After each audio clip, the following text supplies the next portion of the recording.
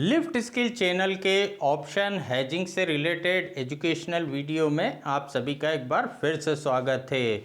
कई बार हम ऑप्शन को राइट करके ट्रेड करना पसंद करते हैं। हम प्रीमियम डीके का एडवांटेज उठाना चाहते हैं, लेकिन अगर हम सिर्फ सिंगल ऑप्शन को राइट करते हैं तो एक तो मार्जिन भी काफ़ी ज़्यादा लगता है और कहीं ना कहीं एक अनलिमिटेड रिस्क भी होती है। तो ये जो दो प्रॉब्लम है कि भाई एक रिक्वायर्ड मार्जिन भी हमारा कम लगे और जो अनलिमिटेड रिस्क है वो वर्ड भी हमारे कॉम्बिनेशन से हट जाए, तो फिर हम किसी ना किसी हैज कॉम्बिनेशन का यूज़ करते हैं कि भाई ऑप्शन को राइट भी करें, प्रीमियम डीके का एडवांटेज भी उठाएं और जिस ऑप्शन को हमने राइट करा है उसको हम हैज भी कर लें, ताकि एक अनलिमिटेड रिस्क भी हमें नहीं हो। तो इसी तरीके का, इसी से रिलेटेड एक कॉम्बिनेशन मैं आज आपके साथ शेयर करूंगा। बोर्ड पे ऑलरेडी मैंने मेंशन कर रखा है कॉल एंड पुट कैलेंडर। तो हम इस कॉम्बिनेशन का यूज़ कर सकते हैं अगर हम एक प्रीमियम डीके का एडवांटेज उठाना चाहते हैं। अब यहाँ पर हम निफ्टी का एग्जाम्पल लेके समझेंगे, ईजियर नंबर लेके हम समझेंगे ताकि हमको समझने में काफ़ी आसानी रहे। अब यहाँ पर निफ्टी सपोज 19,500 के लेवल पर ट्रेड कर रहा है।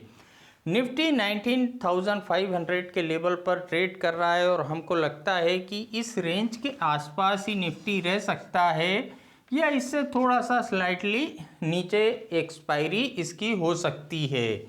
तो अब यहाँ पर हमने देखा कि जो करंट वीक की एक्सपायरी है, अब दो अलग अलग एक्सपायरी का हम यहाँ यूज़ करते हैं। अब एक एक्सपायरी हम मान लेते हैं 1 तारीख की है और जो दूसरी एक्सपायरी है मान लेते हैं वो 7 तारीख की है। तो अब जो करंट वीक की एक्सपायरी है उसका एटीएम कॉल कौन सा कहलाया, 19,500 स्ट्राइक प्राइस का कॉल।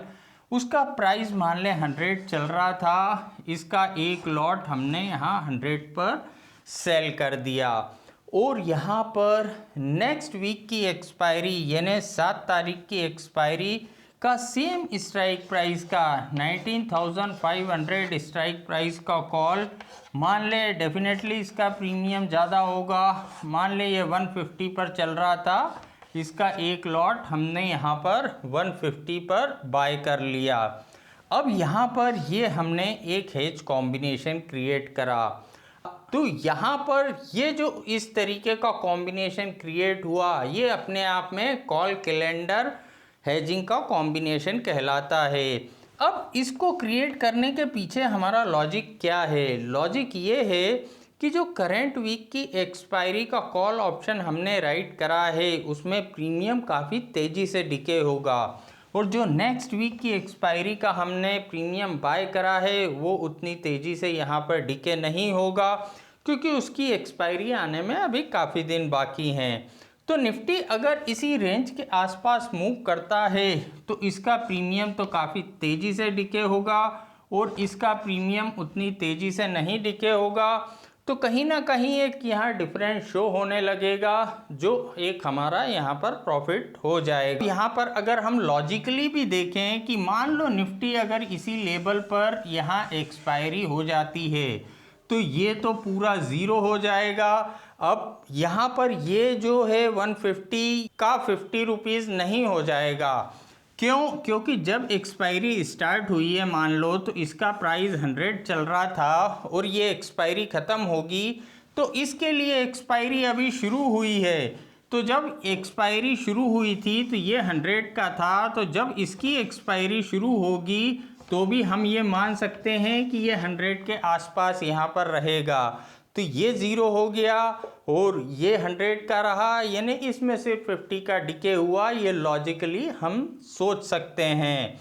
तो यहाँ पर अगर हमको लगता है मार्केट एक रेंज में रहेगा तो हमने एटीएम करेंट वीक का कॉल राइट कर दिया, नेक्स्ट वीक का कॉल बाय कर लिया, 1 दिन 2 दिन उस बीच में जब भी हमको एक कैलकुलेटेड रिटर्न मिला। कैलकुलेटेड रिटर्न किस तरीके से जोड़ते हैं कि भाई इस कॉम्बिनेशन को क्रिएट करने में क्या रिक्वायर्ड हमारा फंड लग रहा है उस पर परसेंटेज में क्या रिटर्न निकल के आ रहा है। तो अगर एक कैलकुलेटेड रिटर्न मिला तो कभी भी हम इस पोजीशन में से बाहर हो सकते हैं, या अगर ऊपर या नीचे की तरफ किसी भी तरफ वन साइडेड मूव आता है तो भी यहाँ पर अगर ऊपर की तरफ मूव आएगा तो इसके प्राइस बढ़ेंगे, तो इसके भी प्राइस यहाँ पर डेफिनेटली बढ़ेंगे। तो एक माइनर लॉस या ज़ीरो लॉस में हम कभी भी किसी भी समय यहाँ बाहर निकल सकते हैं। लेकिन अगर इस रेंज के आसपास यहाँ मूव कर रहा है तो यहाँ पर जब भी हमको कैलकुलेटेड रिटर्न मिले तो हम यहाँ पर प्रॉफिट बुक करके बाहर हो सकते हैं।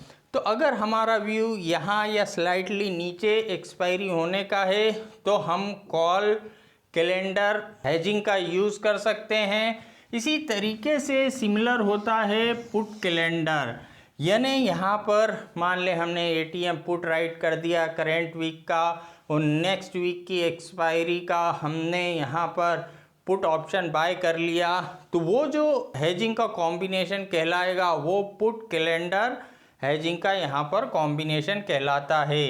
अब यहाँ पर हम एटीएम का भी यूज़ कर सकते हैं, हम यहाँ पर स्लाइटली ओटीएम का भी यहाँ पर यूज़ कर सकते हैं कि भाई हम एटीएम में कैलेंडर क्रिएट करें या ओटीएम में हम यहाँ कैलेंडर क्रिएट करें। तो ये अपने आप में टू लेग पोजीशन होती है, यानी या तो हम कॉल कैलेंडर क्रिएट करें या हम यहाँ पर पुट कैलेंडर को क्रिएट करें। हम यहाँ प्रीमियम डीके का भी एडवांटेज उठाना चाहते हैं और यहाँ पर अनलिमिटेड रिस्क भी नहीं लेना चाहते।